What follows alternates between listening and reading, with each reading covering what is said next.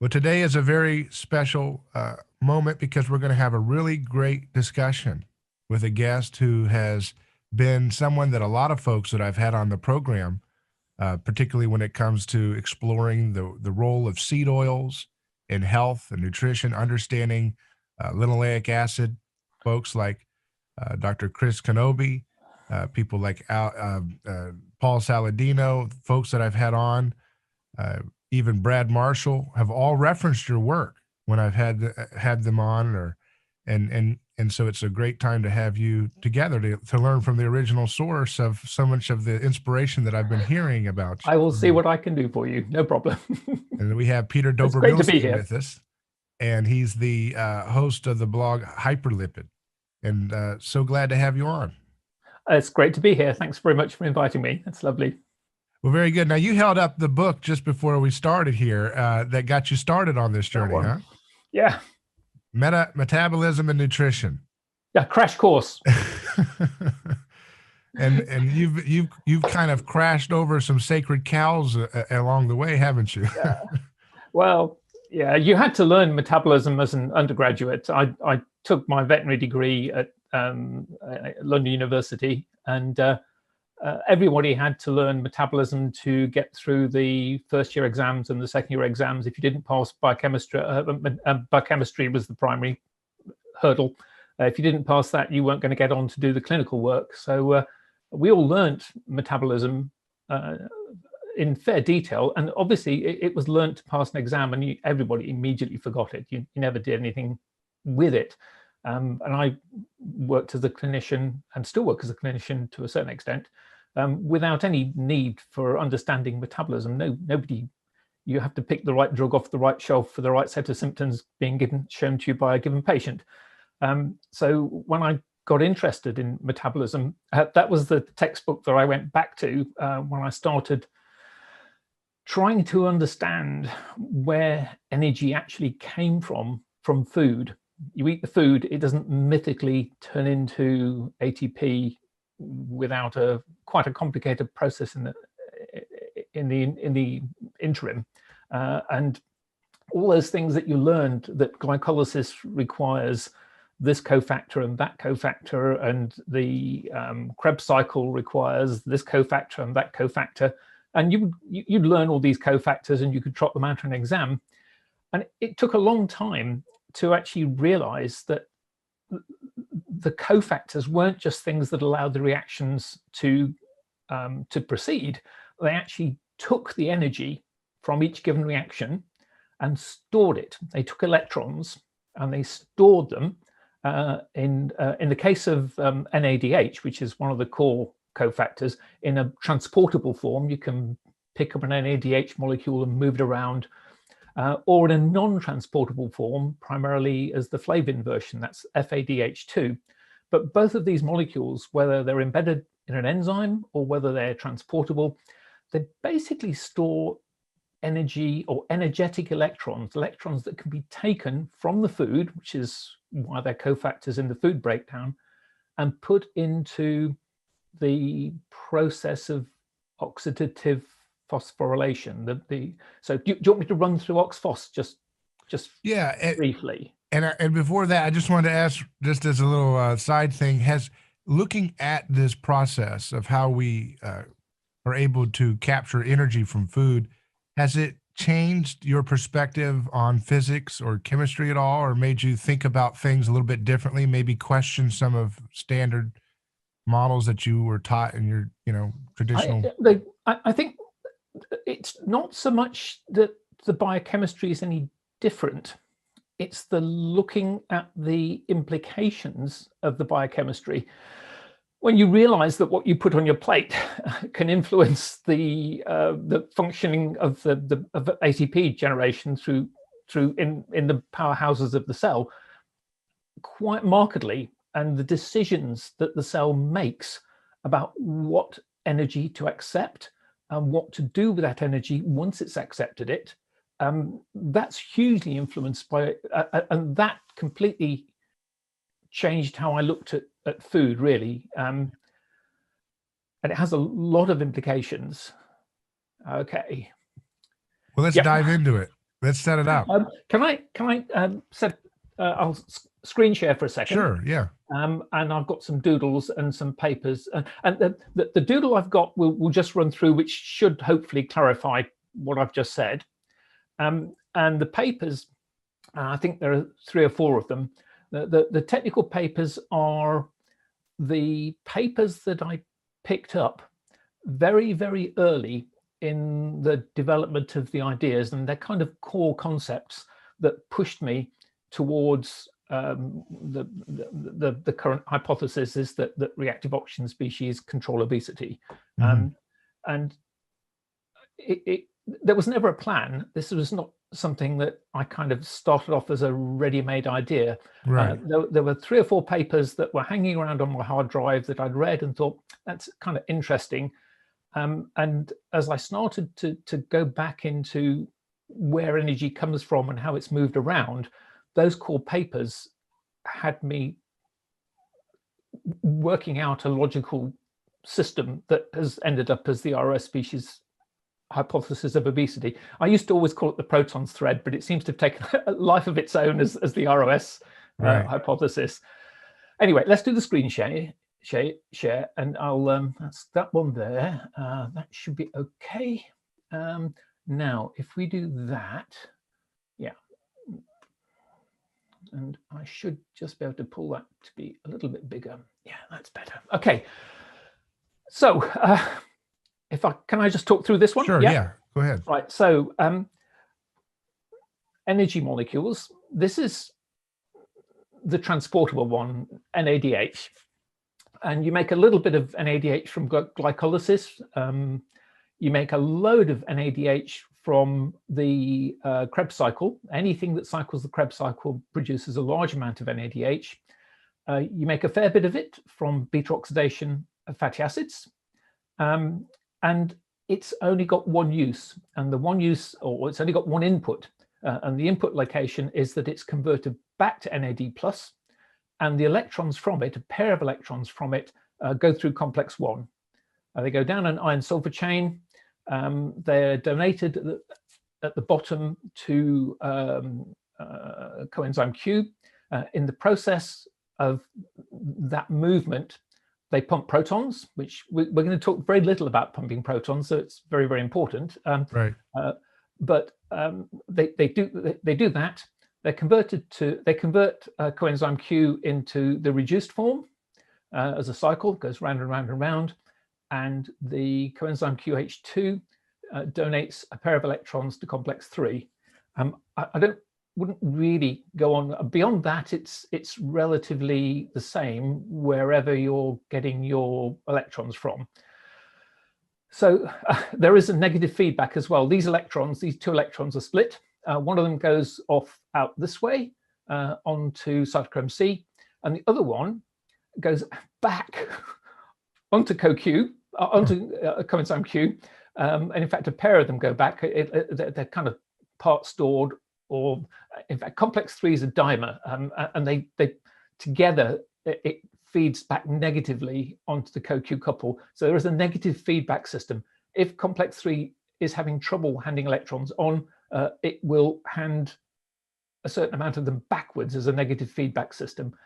We may or may not need to talk about that later. It's to do with what the cell actually wants from a supply of energy. So glycolysis produces NADH. Most other processes developing energy produce NADH, and it's core. The other molecule we talked about briefly was flavin adenine dinucleotide, which is reduced FADH, FADH2, and that's inputted also into the CoQ couple, and it can come from complex 2, and obviously complex 2 is part of the Krebs cycle, so you can't cycle the Krebs cycle, which generates NADH, without generating a certain amount of FADH2 as well. So succinate dehydrogenase, or complex 2, inputs as an FADH into the CoQ couple, which is this one here. Okay.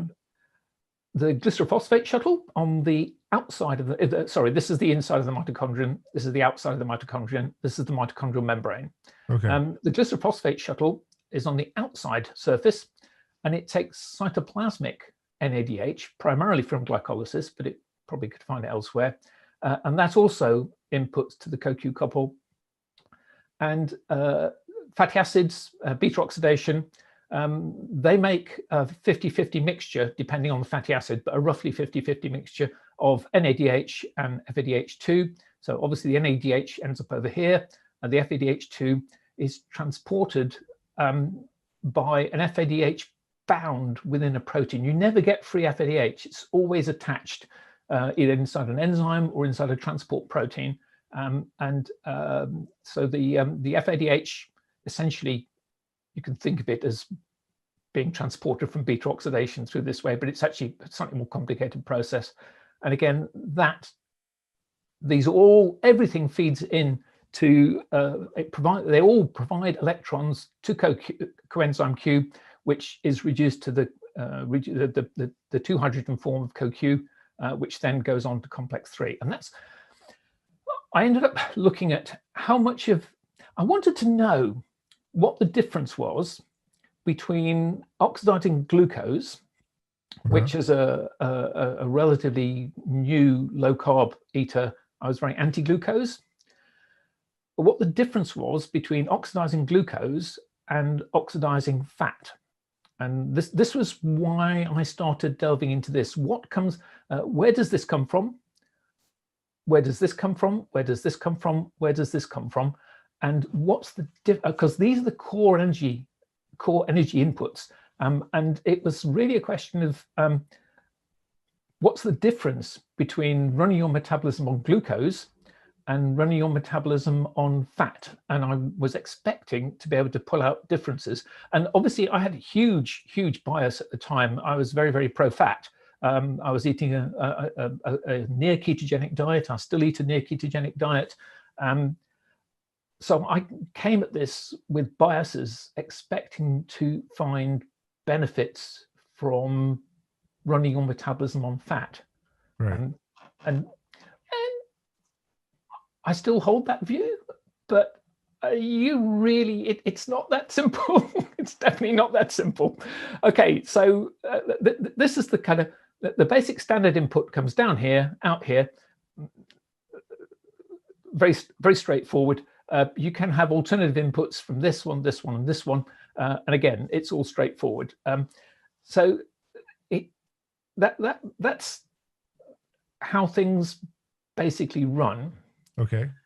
For mitochondria, where they're extracting energy, right? Yeah, and really, I mean, you can get a little bit of ATP from glycolysis, but it's a drop in the ocean. It's very, very available, actually. So if you run glycolysis very, very quickly without using the mitochondria, you can actually make a lot of ATP per millisecond or nanosecond compared to this complicated system of oxidative phosphorylation. So if the body wants ATP very, very quickly, glycolysis is very, very useful. You make a little bit of GTP, which is guanosine triphosphate, as part of the Krebs cycle. And GTP is roughly equivalent to ATP. It's kind of interchangeable with ATP. It doesn't get used for many things, but it's energy-wise, it's equivalent to ATP. So you get a bit of ATP from glycolysis, a bit of GTP from the Krebs cycle. Pretty well everything else energy-wise comes down to this molecule and this molecule, okay? So in terms of, let's leave it at that. I'll take a break from that particular one. And where did we go to? Right. This is another paper that I'd kind of had lying around, and it's a bit esoteric. And people have known for a very, very long time that if you supply succinate, which is the driver of complex 2, to a mitochondrial preparation, it will run in reverse, and it will convert NAD+, which is the kind of oxidized version of NADH, into NADH. So it's doing the opposite of what it does to extract energy. Now, it was this was, where was this one? 2008. That's what, 15 years ago, near enough. It was very controversial whether everybody knew that electrons could be pushed the wrong way through complex 1. That wasn't controversial. What was controversial was whether it ever actually happened in real life, whether this was physiology or whether it was an artifact of supplying FADH2 levels through complex 2 at levels way in excess of anything that would ever occur in the normal situation. And these people, where are they? Oh, it's an American group. Yep. They set up their mitochondrial model and started mixing and matching their energy supplies to it. So you can feed your mitochondria on an NADH generating substance, or you can feed it on a complex 2 feeding, so you can feed it with succinate. But they started mixing and matching, giving both, which is much, much closer to physiology. And they found that once you started mixing and matching, then it was very, very easy under quite physiological conditions to generate reverse electron transport back through the wrong way through complex 1. And if you didn't supply NAD plus for the electrons to drop onto, they simply dropped onto molecular oxygen, and you got high levels of superoxide production. So this paper to me said that pushing electrons the wrong way through complex 1 to generate reactive oxygen species happens in real life. You may have to get the circumstances right. It may not happen all the time, and it certainly doesn't happen all the time, but it's a real life phenomenon. And this one, that to me was fairly eye-opening. Right. It was an interesting subject, but this is the paper that got me seriously thinking. In fact, if you take the paper to pieces completely, it's not as supportive of my of the current ROS hypothesis, just because of what they found in the technical bits of it. But it set the scene, and other papers have done a much better job of fitting in with my biases. Right. I'm just going to move my screen a bit because the sun has come out, and it's doing horrible things to the lighting. Let's try. Is that any better like that? Yeah, that looks good. Yeah, just there's a very bright patch of sunshine over there, which is obviously shutting the camera down. Okay, so it dawned on me that, and these people were manipulating the inputs that I've just been talking about, on the blue bubble diagram. And they were doing it with isolated mitochondria. And you have to understand that isolated mitochondria are a very, very, very long way from real life. Right, yeah. They've been injured and broken and knocked about and torn away from the cytoplasm and lost all. Yeah, they're a model, and you can ask very simple questions about it, but it's not real life. It's a mitochondrial prep. But this was the closest. This said to me then, you could actually be normally generating reactive oxygen species. So that was kind of one of the papers that was lying around.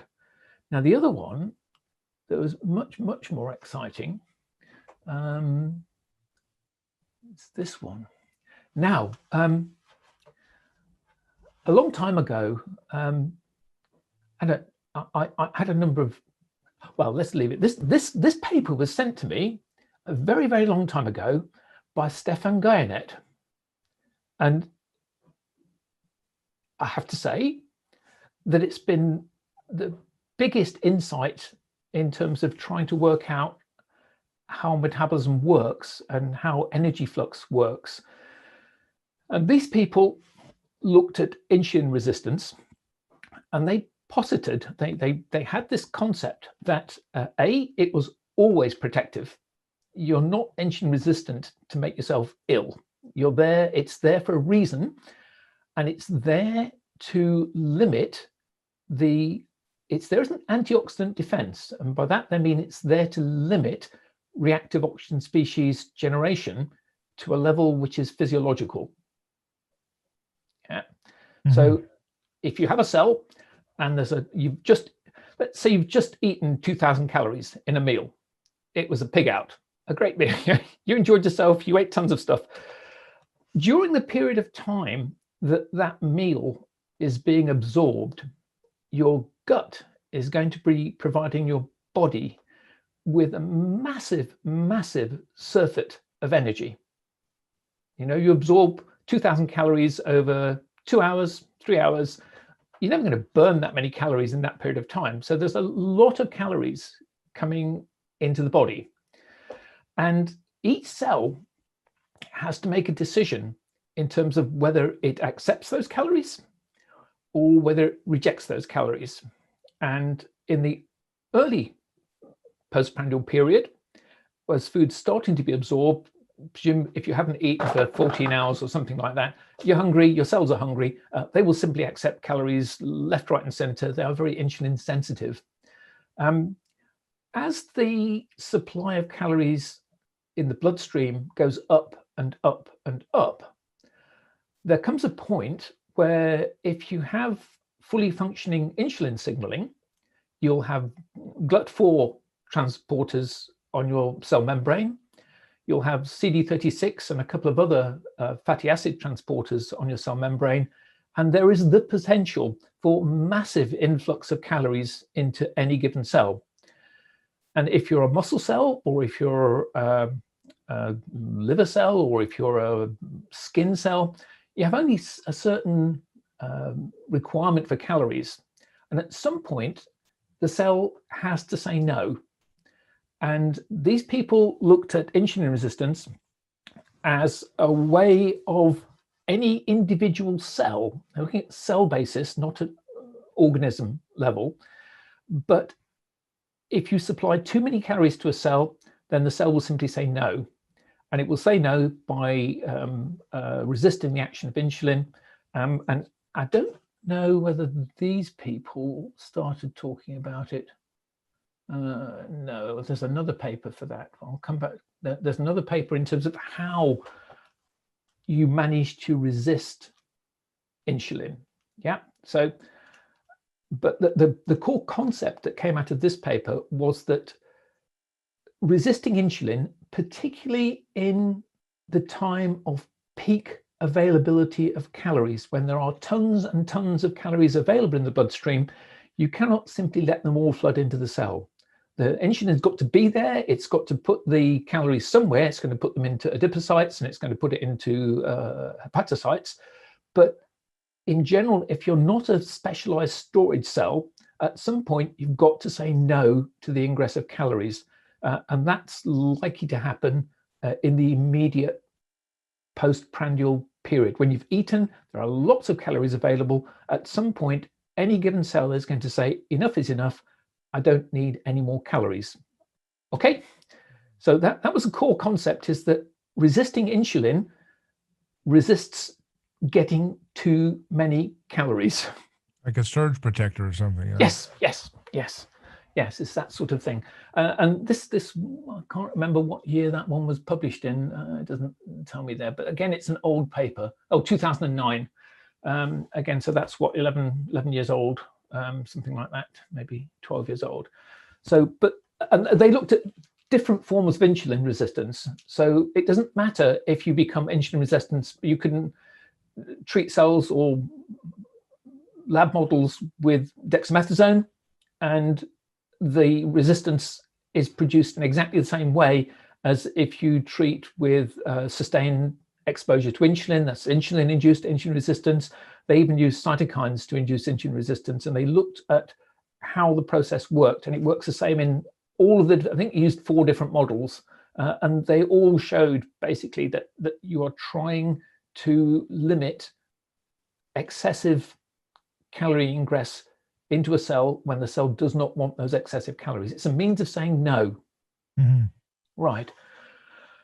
Okay. Back to control. Right, where do I go to them? Yeah, okay, right. So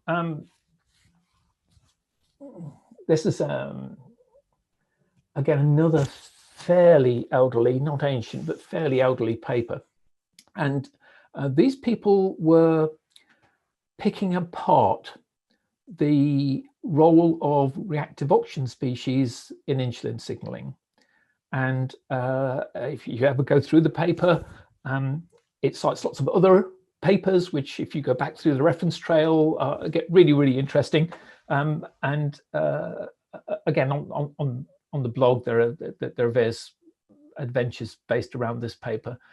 But a small amount of ROS generation is essential to initiate insulin signaling. And that applies to almost everything you would care to mention about insulin signaling. Everything from glucose uptake, fatty acid uptake, the activation of pyruvate dehydrogenase complex, they're all require that during the process of insulin signaling that reactive oxygen species are generated. And there's, as you increase the ROS above a certain threshold, comes a point where instead of accentuating insulin signaling, you shut down insulin signaling. And it depends on the model you use. Some of them you're talking about nanomoles of reactive oxygen species. Some you're talking about millimoles of reactive oxygen species. A lot of the research was done using simple hydrogen peroxide. It's a good signaling molecule. But basically, above a certain level of reactive oxygen species, you can shut down the signaling which is being generated by insulin. Yeah, so you need some reactive oxygen species to get it going, and if you have way too much, not way too much, upper end of physiological reactive oxygen species, because I think all of this is still within physiology. This is not pathology. There is nothing wrong with generating ROS. They're signaling molecules. They're very, very important signaling molecules, and they are there at high physiological levels to shut down insulin signaling when you really, really, really want to shut down insulin signaling. That's their job. Okay, so they're messenger molecules, right? That's they're absolutely messenger molecules. Yes, yes. They're I don't know whether I dare sidetrack, but they are the absolute core metabolic signaling molecules, and it's very easy to see how this goes back through large multicellular animals like ourselves. But if you go digging in the research, then it applies to single-celled eukaryotes. Yeah, so this is flagellae and amoebas, and they all use reactive oxygen species to control not so much storage, because these are single-celled organisms. They will have a storage system of sorts, but it's not lipid the way that we have. You can even, if you try, go back as far as bacteria. Bacteria use reactive oxygen species to control growth and division. And you can take a bacterial population, put them into a high nutrient density growth medium, and if you treat that growth medium with a combination of superoxide dismutase to get rid of the superoxide and catalase, which gets rid of the hydrogen peroxide, they won't grow. You can give them as much food as you like. If you don't provide them with reactive oxygen species, or you don't allow them to generate their own reactive oxygen species, they just won't grow. And they won't do cellular division, and the single cell eukaryotes won't do mating. They need reactive oxygen species to do anything that you would associate with growth and reproduction. Okay. That's another thing I got sidetracked with quite recently. But the reactive oxygen signal, they are utterly core signaling molecules, and they signal through like an electrical stimulation, or what is that? People don't know. Yeah. People only just realized that it's being done by bacteria. The papers are kind of 2019, 2020, where they're looking at deep sea bacteria producing superoxide. We've always known that anything that does photosynthesis generates either superoxide or hydrogen peroxide, and so all the single-cellular plants, it's no surprise. But people started looking in the deep ocean and found that where there's no light, there's still superoxide and there's still hydrogen peroxide, and it's just started to dawn on people that heterotrophic bacteria living on waste that drops down into the ocean, are still using reactive oxygen species as their core signaling molecule about the state of the environment in terms of fitness to reproduce. And by the time you take that information way up into eukaryotes and large multicellular animals, it not only does it control reproduction, but it also controls energy storage as well. But that's the bit we're interested in. It's a bit of an add-on to what the ROS are actually doing in the very first place. They are utterly core signaling molecules, and it's very hard to separate really anything in metabolism from ROS. Okay. Interesting. What's the word reactive imply when they use that? Yeah, they're just not stable. They're short-term, short distance molecule. I mean, I don't know how stable superoxide is. I think it hangs around in water for a few milliseconds. Hydrogen peroxide is much less reactive, and it's more of a medium distance signaling molecule. Okay. So I think hydrogen peroxide will get us from mitochondria to the nucleus if you're in a eukaryote, in a nucleated cell. I don't think superoxide could get that distance, and also it's charged as well, so it's not going to get out of the mitochondria if it was produced within the mitochondria. Whereas it looks like peroxide, it doesn't cross membranes that well, but it can. I view peroxide as a medium distance signaling molecule, and superoxide as a very short distance signaling molecule. But it does get converted into hydrogen peroxide, which again, so whatever you're doing, short distance signaling has a medium distance signaling knock-on effect. So these are utterly core signaling molecules, and you can't say anything. You can't think about insulin signaling without you think about reactive oxygen species. That they're utterly inseparable. And loads of other things use ROS as well. As that if you are going to become tolerant to opioids, that's a reactive oxygen species generated system. But we won't really go there. But a huge amount of physiology uses reactive oxygen species. And of course, the simple nitric oxide, single nitrogen, single oxygen, endothelial-derived relaxant. It's a reactive oxygen species. It's made down the other end of the electron transport chain to the end I'm interested in. But these are very unstable, very short distance signaling molecules of massive importance to the physiology, even of higher mammals, probably of bacteria as well. But no, they're very important. They do a lot of things. Okay, right, let's come out to that one. I'm almost finished with my with my papers. We can chat generally then. This is Dave Speyer. He's a Dutchman, and I just started kicking around the ratio of how much NADH is made by a given metabolic substrate versus how much FADH2 is made. And Dave Speyer, how the hell he picked it up, I have no idea. But I think he was lonely because I don't think many other people are thinking along these lines. There are a couple of other groups that are thinking along these lines now, but he emailed me this paper. This is his review article from 2016. Yeah, it's not that long ago, is it? It's only 5 years ago. So he must have just written it when he emailed me. And Dave Speyer is interested in evolution, and he's interested in the adaptations that were essential when eukaryotes first formed. So the current working hypothesis, obviously, is that there were two lines of microbes developed at the origin of lifetime. They were separated fairly early on. Very interesting as to how they were separated and why they might have been separated, but it's a different story. But the origin of life gave us bacteria, and it gave us the archaea.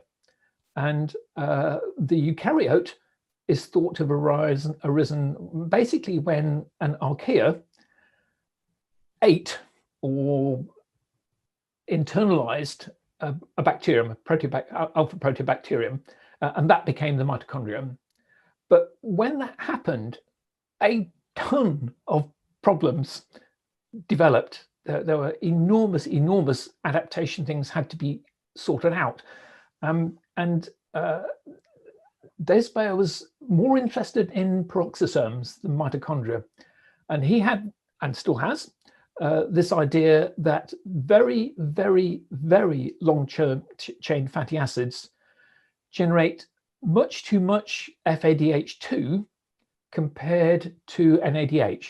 So, and if you put a lot of FADH2 into the electron transport chain, you drive a lot of reverse electron transport, you make a lot of superoxide. And his concern is that if you use very long chain fatty acids up at the 24 carbon, the 28 carbon, the 30 carbon, there are these very, very long chain ones. They should never go into mitochondria, because if you put them into mitochondria, they will drive more than or supra physiological reactive oxygen species generation, and it'll do damage. Mm-hmm. So Dave is really interested in why one of the first inventions of the first eukaryote common, or the last eukaryote common ancestors, the first ever eukaryote, was the peroxisome. And Dave's idea was that if you've got this very, very, very, very long chain fatty acid, too much FADH per unit NADH, FADH2 per unit NADH, don't put them in the mitochondria, don't generate reactive oxygen species with them, stick them in the peroxisomes, and they can be dealt with safely there without spewing out reactive oxygen species everywhere you don't want them. So this was where Dave came from, and I still think he's right. I think his hypothesis as to why eukaryotes all have peroxisomes is for this reason. But he was looking at evolution to avoid toxicity. Yep. Whereas I was looking at it from much more within the physiological range nowadays. What's allowed, what's not allowed, and why is it allowed? But the pair of us had basically come up with this idea that if you generate a ton of FADH2 from beta oxidation, from turning the Krebs cycle, and if you're trying to run large amounts of glycolysis at the same time, you can put in tons and tons and tons of electrons from FADH2. Mm-hmm. If the body doesn't want all that energy, it'll negative feedback through complex 3. It'll develop a very high membrane voltage, because if you're pumping all these electrons are going this way, protons are being pumped out this way. Sorry, they're being pumped down this way. get the inside and the outside right around. So you end up with a very high membrane voltage. And there comes a point eventually where you put one too many electrons on, it can't go down there, it comes around here, and it comes back out this way. If there's tons of this stuff around, it'll just hop onto that. But if it converts all this back into this by reversing this arrow, then it's got to go somewhere, and they'll hop onto oxygen. And when they hop onto oxygen, they make superoxide. Superoxide dismutase will convert it into hydrogen peroxide, but you've got the two signaling molecules, H2O2 and superoxide, and they're made by high membrane voltage, minimal demand for ATP down this end, electrons still being provided, and the more that are provided this way, the more likely they are to push back the other way. And Dave Speier's got, he's really has reviewed the literature on this, and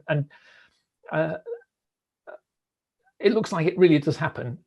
And it's what happens nowadays that we've got fully functional peroxisomes, is what happens nowadays is this is generating physiology. Yeah. And it's physiological reactive oxygen species.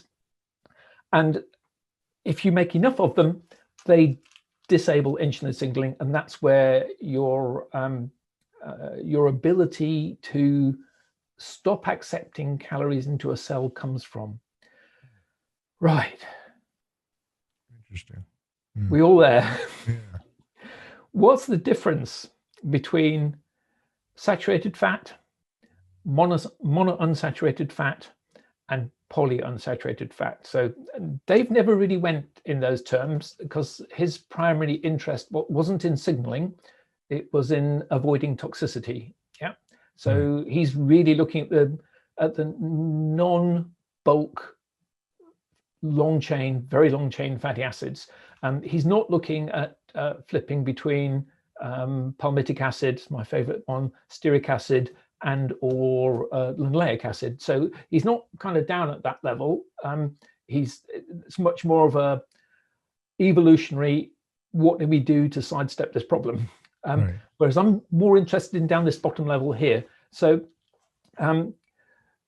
obviously we'll come and talk now a little bit about beta oxidation, which is what you do with fats. I haven't pulled up all the diagrams. I've got slideshows that just go on and on and on, and I'll just try and explain basically. The first thing is that you get, each time you cycle beta oxidation, it's a 4-step process. Each time you cycle it, you get one NADH and one FADH2. And it's 50-50 ratio, and that's very close to what, well, that's it's very, very close to getting 2 NADHs for every 1 FADH by the time, well, no, I won't. When you're just talking about beta oxidation, it's a 50-50 ratio. Okay. If you have a double bond in your fatty acid, then you don't make the FADH2. The first step, which is what generates the FADH2, if there's a double bond coming, the first step becomes very much more complicated. The double bond has to be shifted around. You have to make a trans fat. It has to do several steps, which would have been one step if it was a saturated fat. But the end result is that you don't make the FADH2. So for every double bond, you still make an NADH, because that's the third step of beta oxidation, but you don't make the FADH2. And if you don't make the FADH2, then you still have this input down here. Whoops. Ooh, what did I do there? You still have this input down here. I have a horrible feeling I've clicked something I shouldn't have done there. And you have less input from this one. In fact, you get one less FADH2 for every double bond. That makes it harder to drive electrons in reverse, because it's the ratio of this one to this one, and this one, and this one, that determines how easy it is to push electrons the wrong way. If you don't make FADH2, or you don't make enough FADH2, you don't drive reverse electron transport, you don't drive reactive oxygen species generation, and you don't drive the satiety signal from the cell. You need to reverse, you need a decent amount of FADH2 to push electrons the wrong way through complex 1, which is where the reactive oxygen species come from. They come from other places as well, but the ones we have control over come from complex 1. So this was this to me was the core difference between saturated fats, monounsaturated fats, and polyunsaturated fats, and that was that you need more, or you get less FADH2 produced from a given fat by 1 FADH2 for every double bond in the, and that gives less reactive oxygen species generation, and that gives the inability to stop insulin signaling. And we've already said that the function of insulin resistance is to stop calorie ingress into a cell at the right amount. But you can't generate that signal if you're not generating enough FADH2 because you're full of double bonds. And just from how metabolism is organized, you can't, there's no way of easily calculating that a given amount of FADH2 is needed, this many nanomoles per this many nanomoles of NADH. You can't do that way, but we can basically work out that physiology is designed and works perfectly well given a mixture of saturated fat in mostly palmitic acid, unless you're ruminant, in which case there'll be stearic acid. And it copes perfectly well with one double bond, usually as oleic acid. And that system seems to work perfectly well in balance. And that's the ratio that's the kind of fatty acids that you would expect to get from eating something like a ruminant, or in fact, if you went back before to non-ruminants, to monogastric animals, if they were eating a completely seed oil free diet, if you were simply feeding I don't mention horses, mammoths or elephants, we can eat those. If you feed an elephant on, if it's purely grass-fed, it has it's got plenty of palmitic acid, it's got plenty of oleic acid, it's got very, very little, less than between 2 and 3% of polyunsaturated fatty acids. So that looks to me to be where the physiological intake of polyunsaturated fatty acids lies. I think that roughly 50-50 mix of fully saturated with monounsaturated seems quite physiological, and the system seems to work perfectly well on that basis. The trouble comes when you get above 2 or 3 or 4% polyunsaturates. So once you get up to 8, 9, 10% of polyunsaturates, then your FAD input goes down, and your ability to reverse drive electrons to make the signal to resist insulin goes down and down and down and down. Okay. Right. So we've found our culprit. I did not, I mean, when I went low carb back in 2001, something like that, I also went pro cholesterol and went pro saturated fats. So you have to understand that I come at this with massive bias. Okay, right. There's no arguing with that. Also, you know, and people need to take what I say and tear it to pieces, because this is bias. I was very, very anti vegetable oils. I was very anti seed oils, and I didn't start with any concept like this as to why they might be bad. So why were you against them? Sorry? So why were you against them at first? Oh, because the cardiologist said they were good. You didn't have to spend very long. Once PubMed was published, once PubMed became, and once I learned about PubMed, it took about half an hour on PubMed back in the early part of the century, 2002, 2003, half an hour on PubMed to realize that the whole cholesterol hypothesis was bollocks. It's just, it always has been. It's never been anything else. And if you go back and get paper copies of the books written by team members of the original studies who grossly disagreed with the published findings that they were involved in, you came to, it's the level of bias makes me look like an honest angel. Okay, no, I assume that basically life was very simple once upon a time. If you wanted to know what to eat, you simply went to the American Heart Association website and did the opposite. That was a dead easy way of doing it. Yeah. So, and this was, from my point of view, this was bias. This was almost religious, and I did not know any of this stuff. I hadn't even thought about FADH2. I hadn't twigged that you lost an FADH2 every time you had a double bond. And it never struck me that what made you get fat? Yeah. So if we bring this slightly back to the real world, and do you want the screen still up, or do you want to? No, we can take that out. Yeah. If I do that, there you go. If I do that, it gets me back onto full screen. Okay, right. Do you want to try and put it into the real world? Yeah, it's a fascinating subject, and I'm trying to keep up with you, but I think we're getting to the place where, so you had a bias against vegetable oils because you had a good intuition, and you also had looked at the literature for the cholesterol hypothesis that it And I wasn't. was unconvinced. You weren't convinced. Yes, but I had no inkling that the metabolic train wreck of obesity and diabetes might be the direct result of the lipid hypothesis, which And, is. and I had no idea either. I started doing keto in 2004. Yeah. Yeah.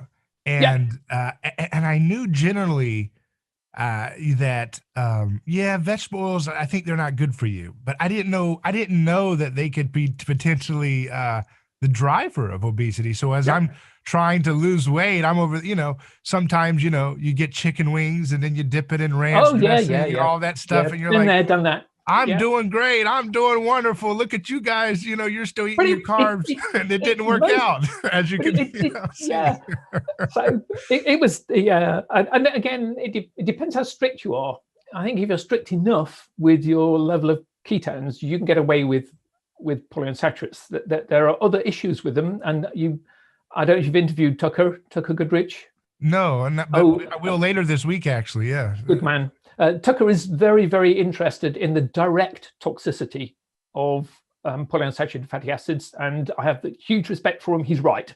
Yep.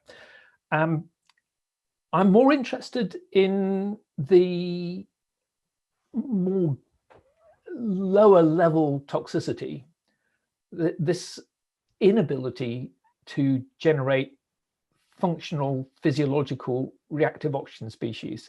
So if you think of yourself as a fat cell, and there's a ton of fat around, there's a ton of insulin around, you accept fat, you accept glucose, you fill yourself up. At some point, even a fat cell is going to try and say enough is enough. But if it can't generate reactive oxygen species to shut down insulin signaling, it will generate enough of them to start insulin signaling, to keep it going. But at some point, if you want to stop it getting to be 4 times the size it should be, it needs to say no. And if you're oxidizing lots and lots of double bonds, or a fat with lots and lots of double bonds. And that's the polys, right? That's yeah. If you oxidizing polyunsaturates and you're not generating the reactive oxygen species, you will simply allow more calories in than you would have done if you've been oxidizing saturated fats, which generate the reactive oxygen species to stop the ingress. Yeah. So I started back in 2004-ish, 2003, 2002, from the point of view that for whatever reason, and it wasn't at all clear why, we became insulin resistant. Once you're insulin resistant, you have to develop compensatory elevated insulin, and it's very obvious that insulin inhibits fat breakdown much more effectively than it translocates glucose. So that to me was a beginning point where you had a way of explaining obesity based on hyperinsulinemia, based on carbohydrate intake, and which is why low carb works. And I think that it's wrong. It's not the explanation or a solid explanation. I think it still has some sense to it, and I still think that it's a component of obesity.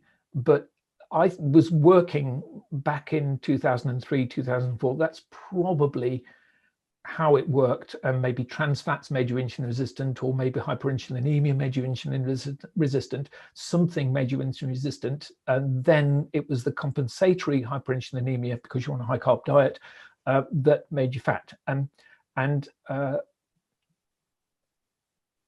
had a bad paper, a very worrying paper that came from Denmark, Astrup. Astrup's one of the big obesity researchers in Denmark.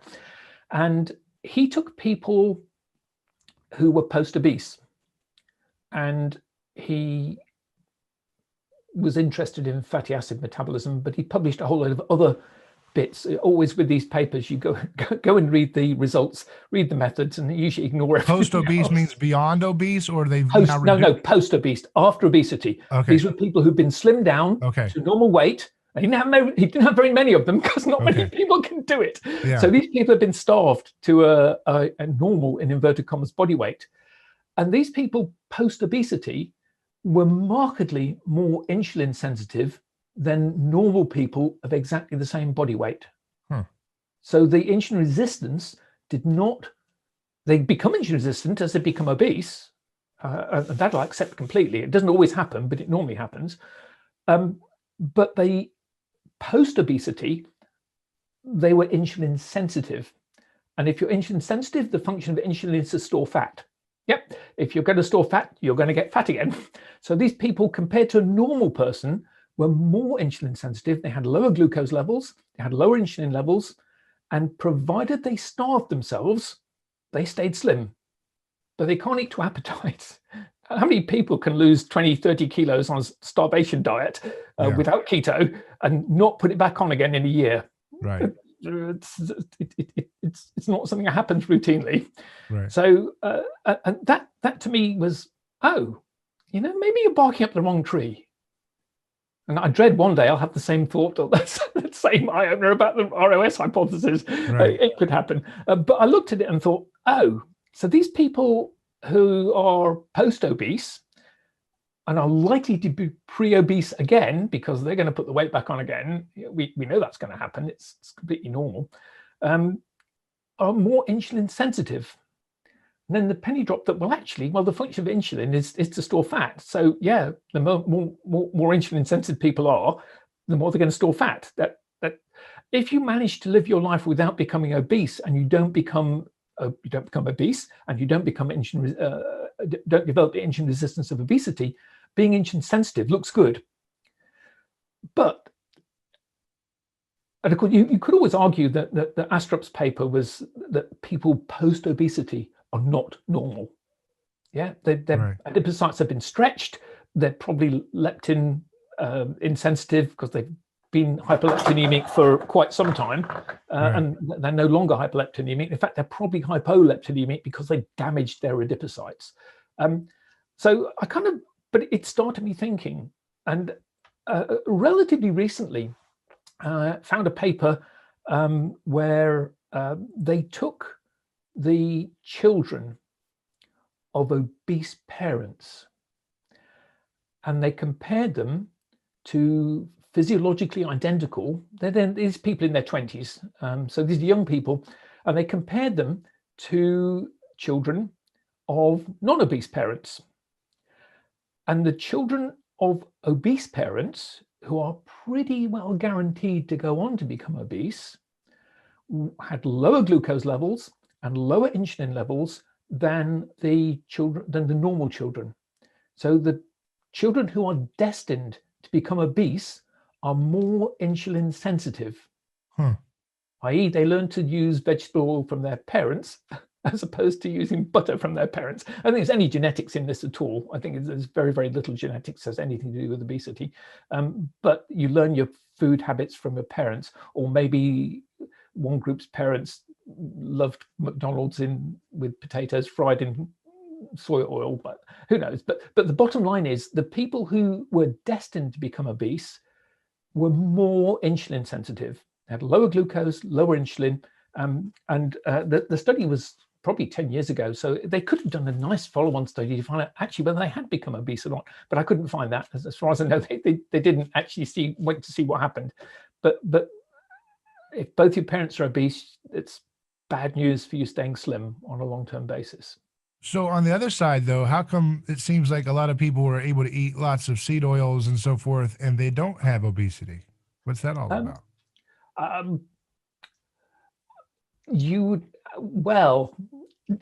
That's a good question, and you'd have to look at what other things are going on around, and there are an awful lot of variables in people, and that's partly why I do end up going back to lab animal models, because you can control everything there, and there are some mice strains which don't become obese whatever you feed them on, And quite how they manage that is extremely hard to explain. Whereas other strains of mice, you can more or less dial the level of obesity with the level of polyunsaturates. And I don't have all the answers, so there are some slim people around at the moment, and whether that is genetics, whether that is accidental diet choices, whether that is voluntary self-starvation, or whether these people are bulimic and making themselves throw up after every meal, there are too many things to try and pin down to a basic underlying piece of physiology, which is what I'm trying to do all the time. Right. Okay. And again, I brought those 4 papers up, or 3 papers up at the start, because if people want to go back and look at them, then they can go and look them up. But I couldn't bring all of them up. So, and again,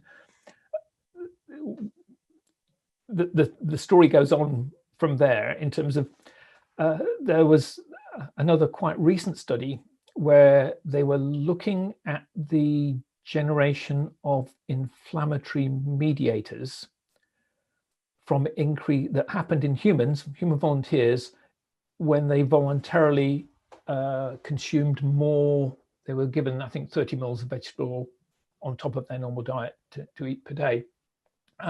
And who developed elevated inflammatory markers and who didn't was genetically determined. So you can go back and say, well, yeah, there is a genetic component.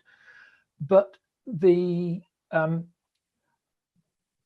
the linoleic acid as a food supplement to all of the people in the study. They then split them up into which people had the highest linoleic acid in their plasma phospholipids, and which had the medium and which had the lowest. And they found quite a clear relationship that the higher the linoleic acid concentration in your lipids, the more insulin sensitive you became within 30 days of the period of the trial. And they also noted that over the 30 days of the trial, that there was an increased calorie intake. Now, they didn't divide that up into tetrials of high linoleic acid and low linoleic acid. They just reported for the group. And the group were, I think, eating about 300 kilocalories per day extra. And they gained no appreciable weight over the 30 days of the study. But if you convert 300 kilocalories, if you assume incorrectly that they could be directly converted into fat, what's that going to be in terms of grams of fat?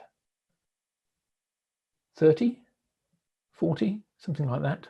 Mm-hmm. It's not going to be many grams of fat. And if you are generous and say it's 50 grams of fat per day, then you're not going to notice 50 grams of fat per day. You're not going to notice it over a 30-day period. And there was no obvious difference in the measured body weights, and you can measure body weights very accurately.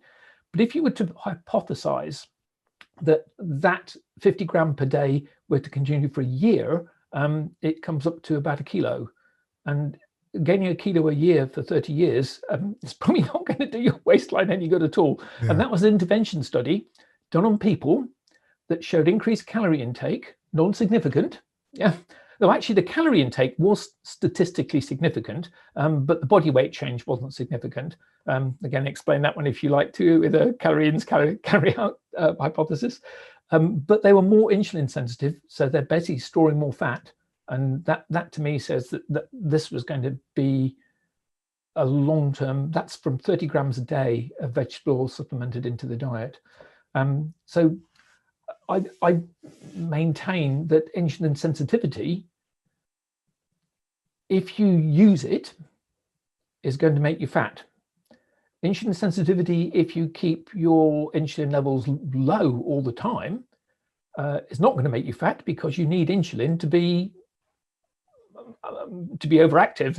And again, I came into low carb through Bob Atkins, and his whole working hypothesis was that you drop the level of insulin, and dropping the level of insulin allowed you access to your fat tissue and you lost weight. And I still think that is right. I still think it works that's how low carbing works. But I think if you are looking at ultra low fat, and there is no arguing that ultra low fat can work as well, then you can't explain that in those terms. Right. And to me, the ultra low fat people are either accidentally or deliberately restricting polyunsaturated fatty acids. And if you do that, there is a system for resisting insulin, obviously based on saturated fats, which is the whole ROS hypothesis. But you can generate a similar resistance to calorie ingress if you use the glycerophosphate shuttle, which makes glucose behave like a saturated fat in terms of its FADH2 input. Normally, when you oxidize glucose throughout the whole oxidative phosphorylation, it doesn't generate very much reactive oxygen species because it doesn't make very much FADH2. It mostly makes NADH. So there's no drive for reverse electron transport. But if you divert a certain amount of glucose through the glycerophosphate shuttle, then that's inputting FADH2, and the more that goes through the glycerophosphate shuttle, the better able to resist insulin you are when your cells become full. And there's no, I see no problem with that. I can see that ketogenic diets are working on a completely different principle to ultra low fat diets.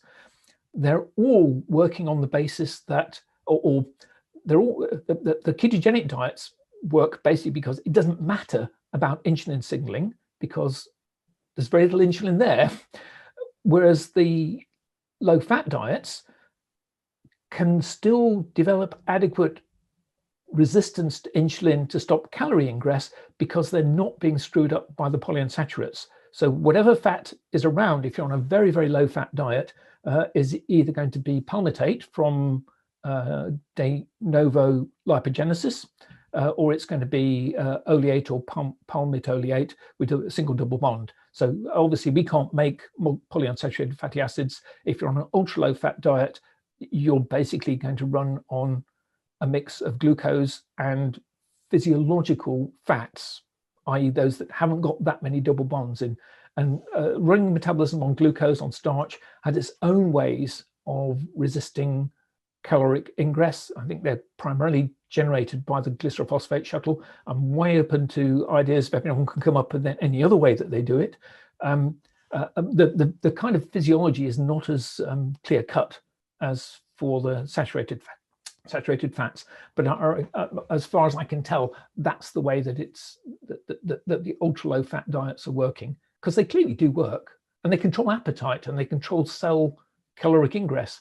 And there has to be a technique. And but it seems anecdotally that people say the low fat diets are harder to stay on. Is that? Well, yeah. I mean, and I don't think they're in any way physiological for human beings. I'm sure they're hard to stay on, but there's no arguing the fact that they were. And even, I mean, I know Kevin Hall's got fairly reasonable quality ultra low fat diets on the go, but people have done low fat diets, the complete trashiest low fat diet you can imagine, and have claims that they work.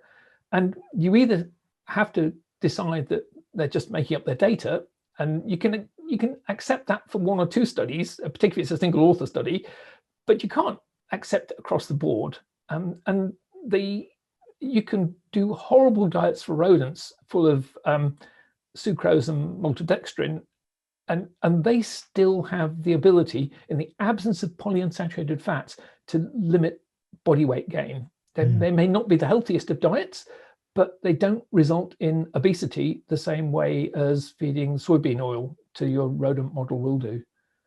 There are different techniques. And the other thing I've heard is people who are on mixed diets, including fair chunks of polyunsaturates, but don't become obese. And the particular person that I found very fascinating was a gym rat. This was somebody who's extremely athletic and extremely keen on time spent in the gym, which is fair enough, and there's nothing wrong with that. But using exercise is going to translocate GLUT4s to your cell surface membrane without requiring insulin. So you can, using exercise, lower blood glucose levels without having to secrete insulin. And if you're not, the less you use insulin, the less polyunsaturated fatty acids matter. It's when you're in a situation where you should resist insulin that the polyunsaturated fatty acids stop you doing it. So mixed diets, the particularly mixed diets, I think, is where the problems come from with the polyunsaturates. Very, very low carb, they're less of an issue because insulin is chronically low. Very, very low fat, or automatically low polyunsaturated fatty acid diets.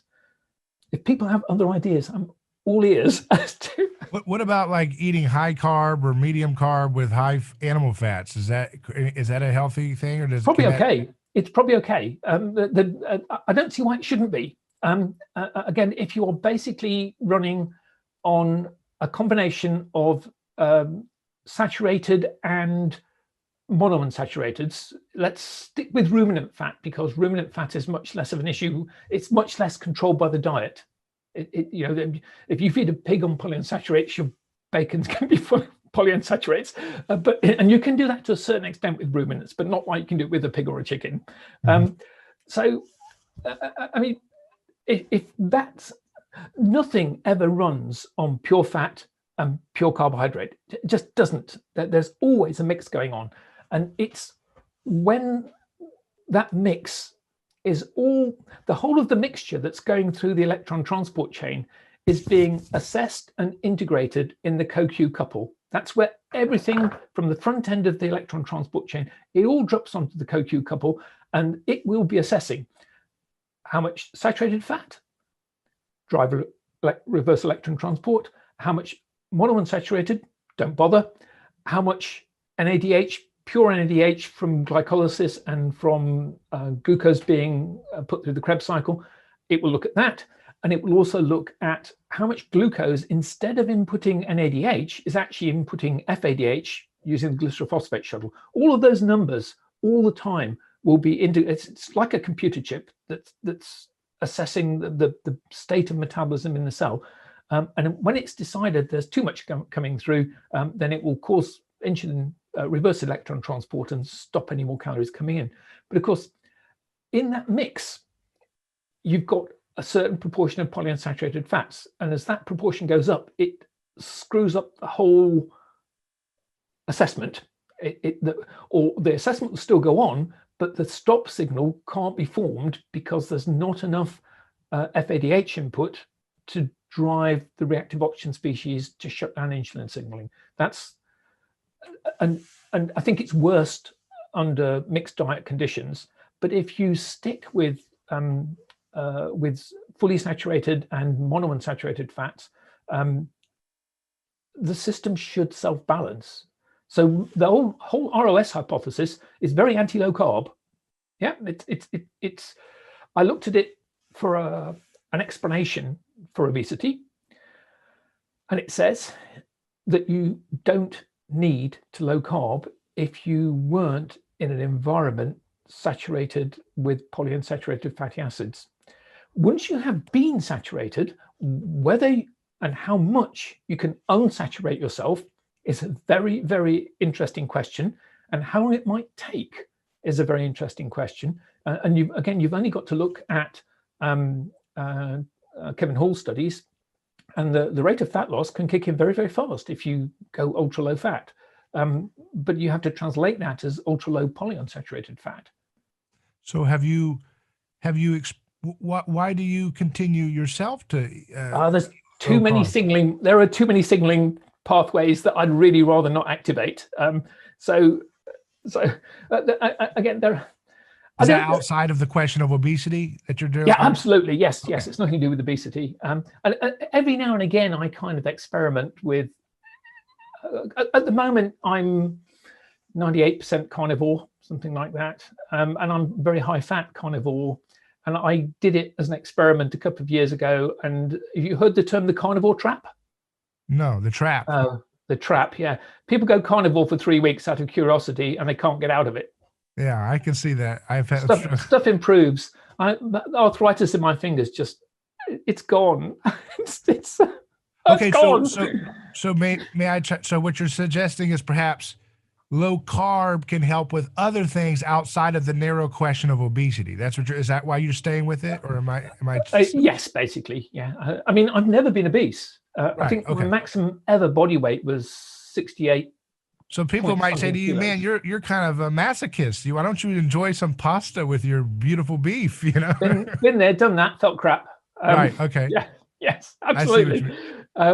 So it's beyond. It's so when we get into the question of why you stay in low carb, it's because there's other benefits to it besides just not being obese and staying away from yes, and there are benefits to not eating plants. And again, I wouldn't in any way suggest that people should routinely automatically avoid plants. If you can get on with them and you like them, feel free. And every now and again, I will go and have a day or 2 days of just seeing whether it's going to make my fingers stiff or my back stiff, or my gums bleed or whatever. There were a number of relatively subtle benefits when I did 3-4 weeks of carnivore that I found it very hard to go back. Right. And I do go back occasionally, and I experiment and I play, and I've reintroduced a form of coffee as well, which is probably a bad thing to do, but you know, I'm getting old. Neurotoxins, right? Yeah, bring on the neurotoxins. Well, I'm an anesthetist. I do neurotoxins. So there you go. There are benefits other, and the again, you go back. I can't remember his name now. The name will come to me in a moment. If you can reduce insulin signaling in a lab rat, you postpone death. You don't do much for maximum lifespan, but you postpone death, and there is reasonable evidence you postpone illness. So I'm quite old. I've got young kids, and I don't have the privilege of getting old quick. I have some requirement to be around for the next few years in a functional state. So, and this, with what I've read over the years, I think what I'm doing at the moment is probably well, you can talk to Tucker anyway about putting polyunsaturates into your mitochondrial membranes. But ultimately, I think both of us would say that low carbing in terms of obesity might be essential if you have been broken by the cardiologists. But if you're not, if you're starting from scratch, you ought to be able to eat a mixed diet, provided you base it on non-polyunsaturated fatty acid based animal fats. But if you want the anti-aging, I then think you got to do the carnivore. It's fairly well, you have to go carnivore, but it's fairly convincing that low insulin exposure is a good thing. It doesn't make a big difference. The big prize winners for longevity in rodent models all have growth hormone signaling disabled. So I'm very curious that ILGF-1 might be very, very important for aging. And obviously, you can't, growth hormone will not generate ILGF-1 in your liver if insulin levels are low. So if you're ketogenic, you've got very low insulin levels, ILGF-1 levels are low as well. And I think if you want to make old bones, then that's, and you're not suffering by being carnivore, and I don't suffer for being carnivore, I don't feel deprived. And having experimented with occasional plant-based days, I can now keep my wife happy by saying that if you want to go out for a meal, okay, I will eat some vegetables with the meal, not to embarrass you too badly in the restaurant when we eventually get to go back to restaurants, obviously. But I think looking at that signaling pathway, coupled with the fact that I find low carbing and mildly ketogenic eating extremely easy personally, then I'm likely to stick with something like this on a long-term basis. Right. And dropping the plants and having my finger, because my dad, decades and decades years ago when he was still alive, as a kid, I was a kayak paddler. I did marathon racing, and we paddled right through the winter, chipped the ice off the boats, and I would come back home with frozen fingers, and he would go on at me about how I was going to get arthritis in my fingers. With hindsight, that said to me that he had arthritis. I could just see it was going to come out in me. And I developed not bad arthritis, but slightly niggly finger stiffness. There were certain maneuvers that I could do while chopping vegetables, of all things, that would lock my index finger, and I'd have to click it back into place, and it was ouch for a second. And I noticed occasionally as a surgeon when I was operating that certain maneuvers with the needle holders or the forceps would be uncomfortable. Oh, somebody got cats coming into the room. There might be cats coming across the computer in a moment. Hello, Hermione. And it just went. And I was kind of unwilling to have it back. So right. this is what's meant by the carnivore. Sorry, there's a cat is going to carnivore trap, and I dropped into it, and I've been kind of pretty well carnivore for 2 years, near enough. Me too. About that time, that's about as long as I've been in and out of it. It's but it's the hardest thing is, like you said, is the social pressures. Yes. And it's got to the point now where I've done it for 2 years, and I think I can. My one experience of drinking ordinary coffee was it takes about 2 weeks for my low back arthritis, low back pain to kick in with a vengeance. So to go for the occasional coffee and just have an ordinary coffee, I would consider doing as an occasional thing if it was out on a social basis. Sort of. Normally my coffee, I just boil it for 10 minutes. And there is something in coffee which is broken down with 10 minutes of boiling. Of course, it doesn't taste like coffee by the time you've boiled it for 10 minutes. It's disgusting, but it still has the neurotoxin. So I drink a certain amount of coffee. That's my biggest weakness, I suspect. So but every now and again, I try vegetables. Do you think the pain and all the different things that you get when you eat carbs is from the carbohydrate or the anti-nutrients in plants? It'll be from plant toxins. Yeah, plant toxins. It will basically be from damage to your gut lining, which allows your white blood cells to see gut contents that they should never see. And these are foreign, they'll make antibodies to them, and you get inflammatory problems in the gut. But if you make an antibody to a bit of gut content that locks onto normal tissues, it will label those normal tissues as foreign. And the classic one is if you are positive genetically for human leukocyte antigen B27, HLA-B27, if you eat starch, there's a bacterium that makes an enzyme to break down the starch in your gut, and the enzyme is called pullulonase, and the bacterium is called Klebsiella. If you make antibodies to that enzyme that the Klebsiella is making, those antibodies lock on to one of the collagen subtypes in your spine, and it labels your spine as foreign, and your immune system will then attack your spine, and that's ankylosing spondylitis. It's very, very heavily tied to having the HLA-B27 marker on your white blood cells. And it was the first ever disease to be tied to a single gene marker back in the early 1970s. Alan Ebringer, Professor Emeritus at King's College of Immunology, did all the work on it. And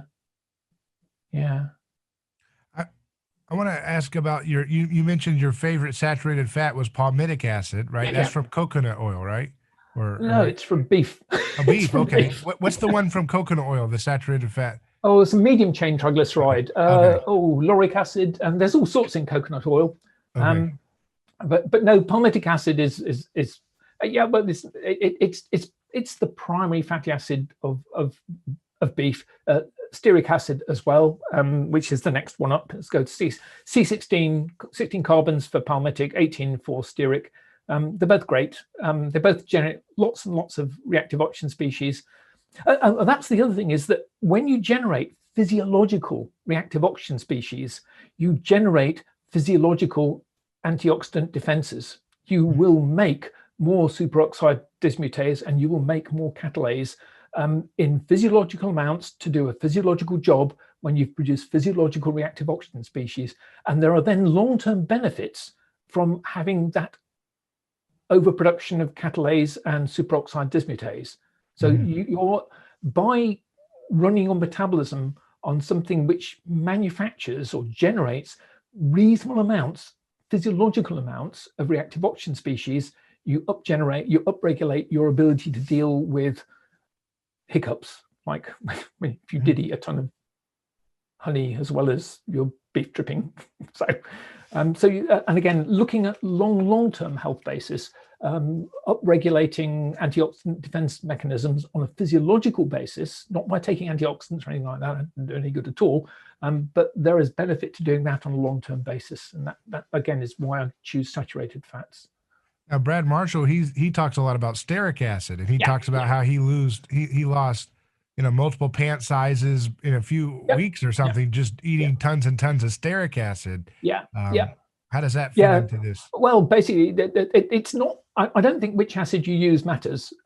It's the number of double bonds, and if you're having to deal with having a load of stored linoleic acid, if you can bump up the total number of unsaturated bonds by steric acid's got more than palmitic, I think you're probably offsetting. I don't know. It's pure guesswork. Right. But you can see that steric acid would be particularly beneficial to people suffering from long-term linoleic acid ingestion, courtesy of their cardiologist. And sort of going one extreme upwards with steric is you're trying to offset going one level downwards with linoleic. Whereas if you haven't got a problem, then just stick with palmitic. And I haven't eaten any amount of vegetable oils for so long now. I think I'm probably absolutely fine on palmitic. You could consider steric as I don't think it would do any harm, but I've never gone that way because I don't have a weight issue to deal with. And I think possibly I may have just been lucky in certain times of year. It's hard to believe. This is so hard that people can lose pant sizes so fast. No, you can do it. No, you can do it. But what's happening again? Just steric acid generates reactive oxygen species better than palmitic because the ratio of FADH2 to NADH is higher for steric acid. It's being lowered by linoleic acid. And if you're having to offset linoleic acid, I see. Okay. Going that one up is probably why you get the massive loss of visceral fat is a very, very interesting question. Right. And again, it's counterintuitive. And you would have thought that being hyperinsulinemic, because when you eat saturated fat with a certain amount of carbohydrate, your insulin levels do go up, but your insulin signaling goes down in proportion. And I've looked on a number of occasions at why you would expect having better physiological reactive oxygen species generation should get rid of visceral fat, because this is about trouser sizes, pant size, you're talking about visceral fat going. And as far as I can work out, visceral fat, again, I'm not a believer that visceral fat is bad for you. This is, again, there have been about 6 experiments on humans where they've gone in surgically and chopped out a whole load of visceral fat, threw it in the bin, woke people up and checked whether they're more or less insulin sensitive, or whether they do or don't go on to gain more weight, or what their inflammatory markers do. And with the exception of one study, it makes no difference at all whatsoever. The one study showed quite significant improvements in all sorts of markers. And the main author of that study was invited to write an editorial about it in JAMA, I think, or JAMA or something like that. And his basic conclusion was, I've no idea. He doesn't know why his study worked when nobody else's did. So it's difficult. But to me, the presence of visceral fat is a surrogate for chronic hyperinsulinemia, i.e. there is insulinemia that persists through the fasting period. Yep. And if you take, and again, there's been loads of work done in humans, you can take out subcutaneous adipocytes and you can take out visceral adipocytes at the time of surgery, usually for weight loss, and but you can get in there and take them out. And the visceral adipocytes are the most sensitive to insulin. So when insulin levels drop at 5 o'clock, 6 o'clock, 7 o'clock in the morning, the subcutaneous adipocytes start releasing free fatty acids. But unless insulin is really low, the visceral adipocytes don't, because they're more insulin sensitive. And if they're not going to drop fatty acids out until insulin drops below 5 whatever units, micro I use, and if it only ever drops to 10, then the visceral fat won't release its fatty acids. So you get a bigger and bigger and bigger pot belly. And I look at it as a secondary effect. The difficulty is trying to explain why accentuating insulin signaling in the postprandial, or limiting insulin signaling in the immediate postprandial period, which is what stearic acid does, should have you ending up with very, very low insulin levels when you're fasting, okay, before you get on to breakfast time. That's difficult to explain. I've got ideas about first phase insulin response that might explain it, but it's not one that comes with a simple flag, oh, this is why this happens. Working your metabolism on highly saturated fats does appear to give better fasting insulin levels in mixed diets. But why that happens, I haven't got a neat explanation for that. I don't have answers for everything, absolutely. Sure, yeah. What do you think is the best course of action for most of us who have been eating, and exposed to these polyunsaturated I think you can't argue with it that ketogenic dieting just simply sidesteps it. It sidesteps it within days, and you get a long way to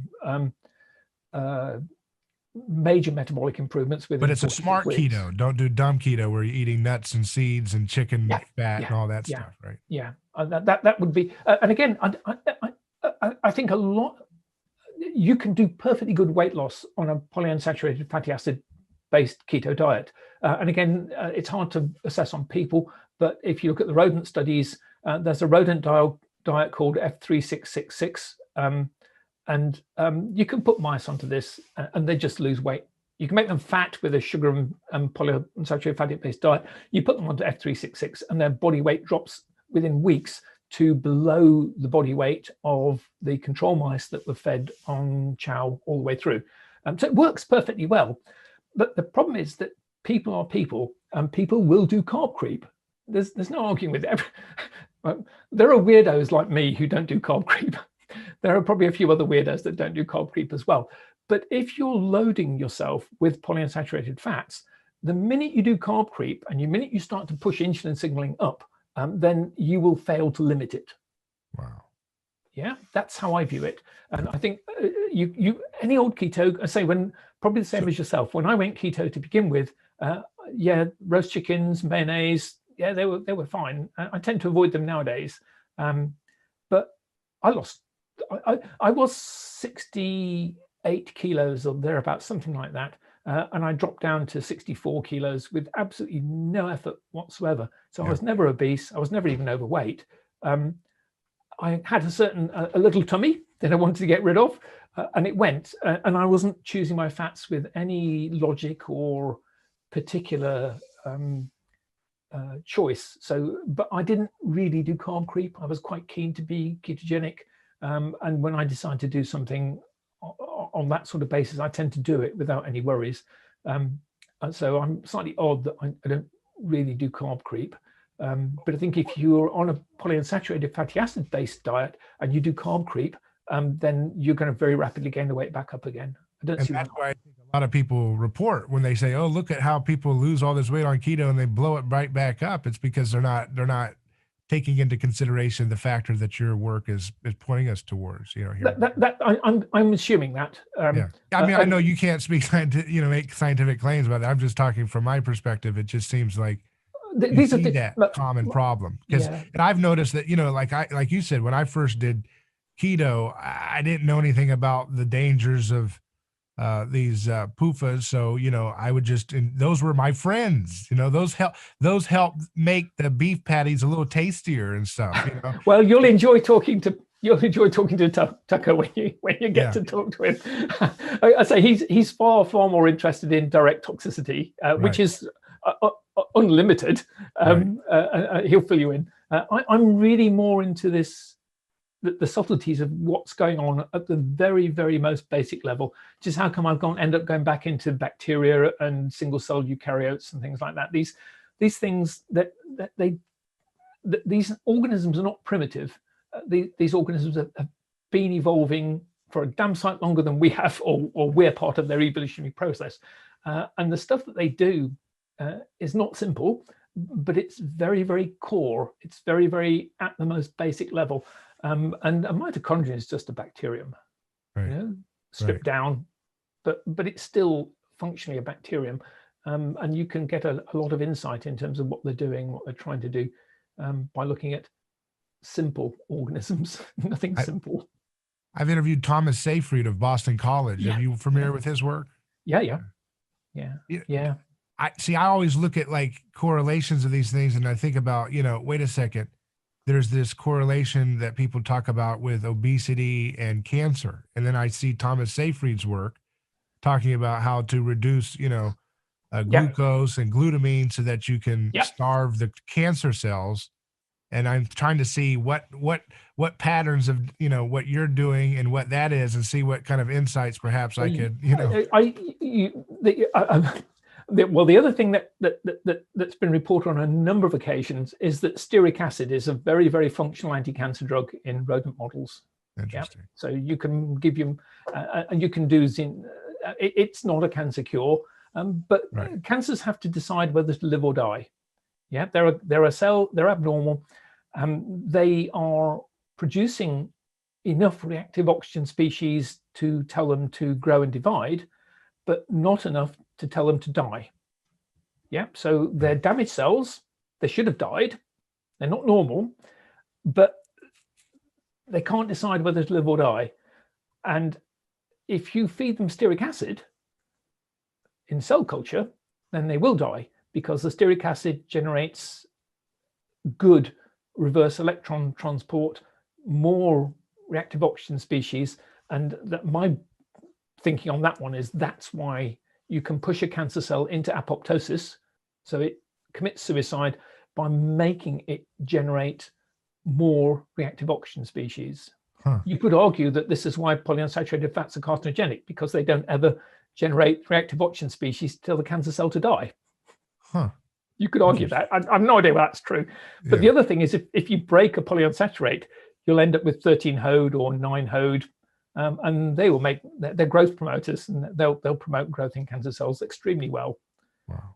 So that's kind of a different spin on perhaps what's happening with Seyfried's work. Then I can see. I think there are many ways of looking at the train wreck that we're in at the moment. Right. And again, I think it's unarguable that either insulin and or ILGF-1 are growth promoters. Right. And lots and lots of the common metabolic cancers, breast cancer, colorectal cancer, they all sprout ILGF-1 receptors all over their surfaces, and they're not doing it for no reason. So again, I look at what's happening signaling wise, and again, the best I can see is keep your polyunsaturates down, keep your saturates up, and try never to be hyperglycemic or hyperinsulinemic any more than you need to be to deal with the protein you've eaten. Yeah, and that's the way I've always worked at it. Another cancer researcher that I've had on that has interesting insights that I've learned is Dr. Michael Lasanti from Salford University. Well, Lasanti. He does work on on cancer stem cells using doxycycline and azithromycin, you know. Okay, now I've not come across that work, Yeah. but that's interesting. No, right. No. Target. Yeah. He talks about how these azithromycin and doxycycline and things are senolytic, you know, drugs that can. They're certainly mitochondrially. I don't know about azithromycin, but doxycycline is mitochondrially targeted, isn't it? It's what's it? Messenger RNA translocation inhibitor. It's right. So how that would work on a cancer basis, I don't know. Now that's beyond my kind of ways that I've wandered. Yeah. Yeah. No, we all have our own places that we end up going to. Right. No, not come across that one. I just think it's interesting to see, you know, to see how different people's research might have insights that you wouldn't expect to be connected. Well, I've read a lot of Siegfried's stuff and listened to him talk, and I've got a lot of time for him, and I have my own ways of looking at things, and I think there's more than one way of viewing a metabolic train wreck. Right. Right. Well, very interesting. Well, hey, you know, it's been a fascinating discussion, and I think you've provided a lot of food for thought for all of us. And I hope that in this time when folks are, you know, this worldwide pandemic where everybody's locked down, I really hope that people can start to really take some of these ideas seriously. And it doesn't mean, again, that you have, you know, the final answer, but like you said, you want to have people challenge it, but at least wrestle with these questions. As you know, when you think about the comorbidities that are associated with lethal cases of this new virus, you think about how important it might be for folks to take nutritional changes seriously as a major point of health transformation. You know, when the whole pandemic started, it never even crossed my mind that I'd get ill with it. It's, you know, these people that are dying have a median age of 82, and I'm not 82. I'm not morbidly obese, and I'm not a type 2 diabetic. And I remember right at the very start, telling my line manager at work that if I die of COVID, you can carve on as my epitaph on my gravestone. He never expected to even catch it. Right. Which would have served me right. And it still might serve me right. It still might serve me right. Yes. Yeah. Who knows? But now more than ever, people need to really think about, you know, it's in these big moments where people can really change their life. And I hope that maybe this can help contribute. If anything good comes out of the pandemic, that would be great. It would be nice to have some positive things come out of it. That would be nice. Very good. Well, thanks again, sir. It's been a pleasure talking with you. No, you're very welcome. I'll go and get my children fed.